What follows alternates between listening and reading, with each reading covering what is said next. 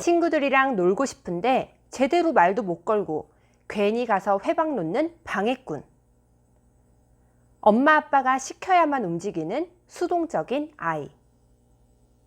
스트레스를 어떻게 풀어야 할지 몰라 쩔쩔매며 괜히 신경질 내는 아이. 안녕하세요. 옛설마미입니다.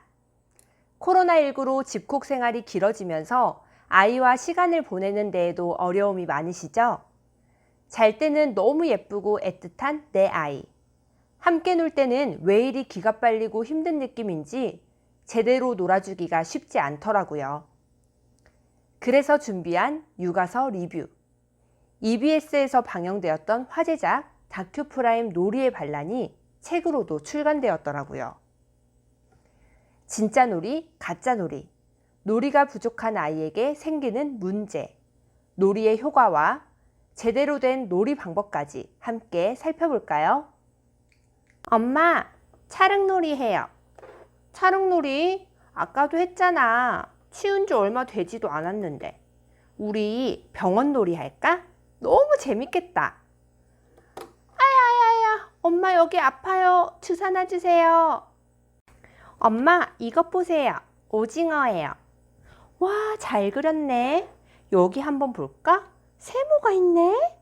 와, 다리는 몇 개인지 볼까? 하나, 둘, 셋. 다리를 3개 그렸구나. 오징어 다리는 10개야. 문어는 8개. 오징어 다리 10개 그려줄까? 하나, 둘, 셋, 넷, 다섯, 여섯, 일곱, 여덟, 아홉, 열. 와!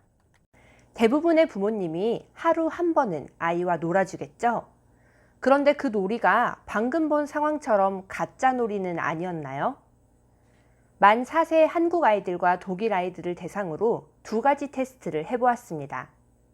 첫 번째 테스트인 받아쓰기와 연산 문제에서는 한국 아이들이 압도적인 학습 능력을 보여주었죠. 그런데 두 번째 테스트인 4장의 그림카드 보고 순서대로 배치하기에서는 75%의 독일 아이들이 정답을 맞춘 반면 한국 아이들은 단 30%만이 정답을 맞췄습니다. EBS 놀이의 반란팀에서는 이 원인을 놀이의 차이로 보았는데요. 독일 아이들은 진짜 놀이를 하며 자라는 반면 한국 아이들은 놀이가 학습 도구가 되어버렸다는 것이죠. 이런 가짜 놀이를 하고 자란 아이들에게서는 몇 가지 문제점이 발생합니다. 첫째, 부정적인 감정을 해소하지 못하게 됩니다. 아이들은 놀이를 통해 자신의 감정을 안전하게 표현할 수 있는데 친구와 싸웠을 때, 부모님께 혼났을 때, 무서운 경험을 했을 때 놀이를 통해 감정을 표현하고 부정적인 감정을 해소해버리죠. 부정적인 감정을 해소하는 건 성인에게도 매우 중요한 능력입니다. 이런 능력을 갖지 못하면 괜한 화풀이를 하거나 공격성을 보이거나 심한 경우 자기 자신을 향한 공격성을 보일 수도 있습니다. 둘째, 또래 관계를 잘 맺지 못하게 됩니다. 놀이를 통해 친구들과 소통하고 양보하고 협상하는 등의 기술을 배워야 하는데 그럴 기회를 잃게 되는 거죠. 셋째, 자발성을 잃게 됩니다. 놀이를 통해 스스로 생각하고 문제를 해결하고 시도하는 과정을 반복해야 하는데 이런 경험이 부족해지는 거죠. 결국은 부모가 시켜야만 행동하고 학습하는 습관을 갖게 됩니다. 아이가 공부를 잘했으면 하는 마음에 놀이에 학습을 끼워놓고 놀이 대신 학습을 시킨 건데 결국은 스스로 공부하지 못하는 결과를 가져오게 되는 거죠. 제대로 놀지 않았을 뿐인데 말입니다. 그렇다면 어떻게 노는 게 진짜 놀이일까요?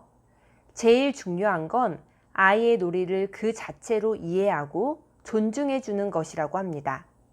아이와 놀 때 교육적인 측면에서 규칙, 질서, 순서 이런 걸 강요하지 말고 그저 아이의 놀이에 즐겁게 참여하고 동참만 해주는 거죠. 부모가 주도하는 게 아니라요. 이 외에도 너무 많은 놀잇감 사주지 않기, 놀이하는 시간 뺏지 않기, 놀 수 있는 공간 제한하지 않기, 놀 권리를 존중하기 등의 방법이 있습니다. 이 책에 나온 말 중 가장 인상 깊었던 문구가 있어요. 아이에게 있어 놀이는 자신의 삶을 완성해 나가는 과정이다. 이 책의 인터뷰 중에 또 이런 내용이 있더라고요. 부모가 원하는 대로, 생각하는 대로 아이를 만들어내는 것이 아니다. 씨앗이 든 봉투가 있다고 가정할 때 내가 할 일은 씨앗을 심고 물을 주고 햇볕을 쬐게 하고 비타민을 챙겨주는 것뿐. 가지가 몇 개인 나무로 자랄지 어떤 꽃이 될지 어떤 나무가 될지는 알 수 없다. 그게 아이다. 민들레 씨에게 커서 장미가 되라고 강요할 수는 없다. 이 두 문구를 연결해 생각해 보면 결국 아이는 자신의 방법으로 놀이를 하며 스스로의 삶을 완성해 나가는 중이고 부모의 역할은 안전한 장소를 제공하고 함께 참여해주고 즐거워해주는 것이 아닐까 싶네요. 아이가 스스로 자신의 삶을 완성할 수 있게 도와줘야 하는데 엄마의 기대와 욕심을 놀이로 포장해 억지로 떠먹이려고 한 적은 없었는지 많은 반성을 하게 되었습니다. 아이의 놀이를 돕는 다양한 요령과 아빠 놀이에 대한 효과, 방법도 책에 자세하게 나와 있습니다. 아이의 놀이에 대해 더 자세히 알고 싶으시다면 이 책을 꼭 한번 찾아보세요. EBS 다큐프라임 놀이의 반란 영상으로도 같은 내용을 찾아보실 수 있어요. 이 내용이 도움되셨다면 좋아요를, 다음 영상이 기대되신다면 구독을 눌러주세요. 꼭이요.